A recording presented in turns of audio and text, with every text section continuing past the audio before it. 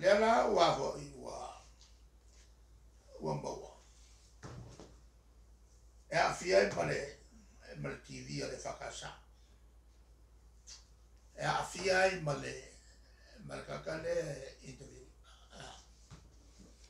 A wa e kawa ma bai mo ko. Ma hukuiluma wa ofisini e era to maso solo. Ofisini na fai pikoa ia fala ngaya. Maka ia foi lá era mal TV. Ale whakasa. Ele leo le mo umaya. Ia la ko kalama masafa. O mas tu si le suala uli le Ha? O mas tu si le suala uli. Eu mas ele chamia. Maleo ke fa pea. O se kangaka o fa maungia le pepelo ko mo pane. O fai ele unga al komiki fa maungia pepelo komiki kupe. Fai le unga al komiki susue, komiki susue palmenge fa maungia pepelo. Kalau ilumor ol palmenge fa longo ele koe whakauko i lumba kusmaia whamau ia ko i pep. A whailaos ka ngaka wakauko i lumba le kung akoa a o lea e kiru maku le kung i le peteno. Al mena ngā o kiofo i le kaliko mwinga peo ni ngaka. O lea e o mai kaimini o le fo i whakari. Ia mako i le morianga o isi ia ngā moria e le roange ma meo whaipama o isi ngā wange mama ese ka ofi ai le ako le mako solo lea ngā waku whanga ia le wala mano ia maka kuanga papa fo whanga i sa le lo sa papa mai o ke fa kai ele se singa la bea a o ia foi le na foi o nga fa ku mai a lo ka milo i sa le lo nga ka milo o fa ma ia i lo nga fia malo si le fa ma fia malo si le fa ni e fa vai lu mo meo la o malo si. Ngalanga o fia e fsini le nga mane. Ya o kali akor.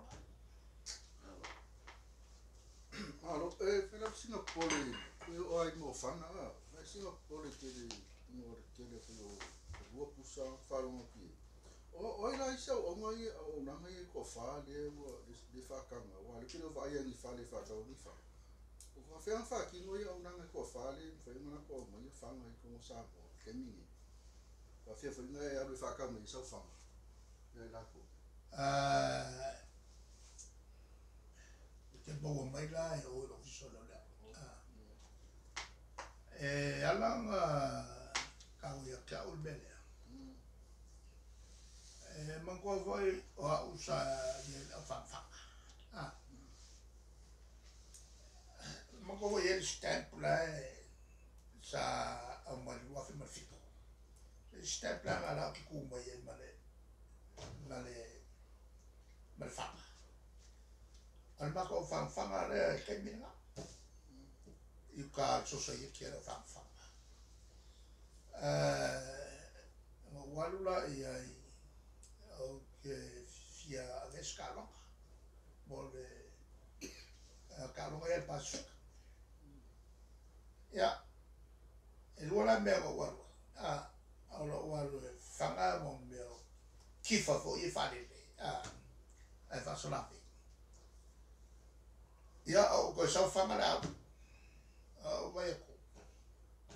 Si dia yo nga fa alu kai mi se mekas. Ngai lo le kau koe ave le whangales ma ki whangales sulua ale kurangala ngā ole ke mara lambai ele kau ke lo pui ngale ale ole ya ale kali kurungai au ka ko ye whanga Elea si me sei le mele ole algo ole miskale koe whai le pisi leo lai whai ma koe a maianga masingi koe maianga masingi whai anga pisi whai a wana ole al mea koe koe fui e whai a mea o lea e kokele ia la whai pisi ja, maar je Alici, Rudy Art, Caffarelli, voor Silva. Ja, maar kan me niet voor Latinga.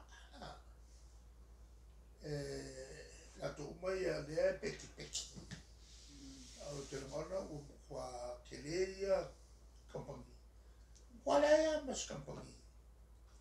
O koe maungana. Au fo ia Henry Weston. Ai makio esa mai. Waka oko mai lalo le amo amo ngana. Pisi fasolo a koe kampani ne. Pamba wai ngā wenga whanau le tunu. Ale mele le sa ngau ien vai ngana. Ngā ruenga, kau ngā ruenga.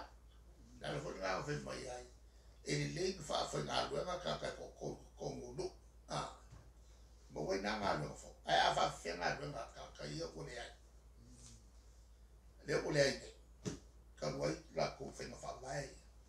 O leo mai ka ofi. E kasi ane mea e vai. Ane mea ka ofi ai ngā ruenga loko vale. Ole loko vale, mo meo ki ngae, ngā maka e vai ngā. Na ura wa ai o loko vale. E o foi lai vale. O lea lai mea vai ni. E kau o mai ai ia ni turis. Ka longa mai le si rio mato ai ngā sau karakua ngafi. Kumul vale. E ngā le lua palangi. E ko inga malo makua palangi ngā mai. Longa, kwa le mangi turisi ngā mai. A ol ko lua lea, e vai ako. O mai ma la grandchildren. E vai ako e ea. Te kamati. O longi. Ai, wara ngā o mai. Po se laka makei a ngofu i Samoa. E le ngā rai ngā mai. Ka whau mai Samoa. La lewa ve mai fiki ma ku kai o ngor ko mo fie e ka mo fie I ka u vale le ngai o am kwa ko o ai lo ma e ni se ni a pase se mai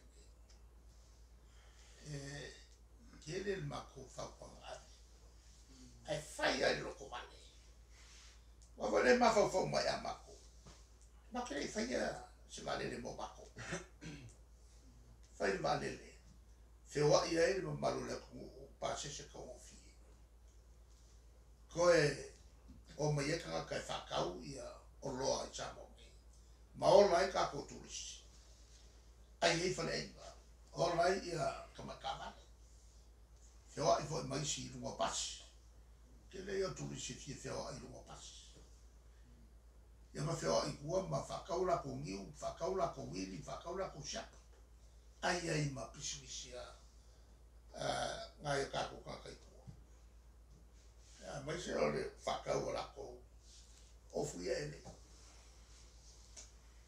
ka wa ko I pa sai samo o ki umangi bea o nga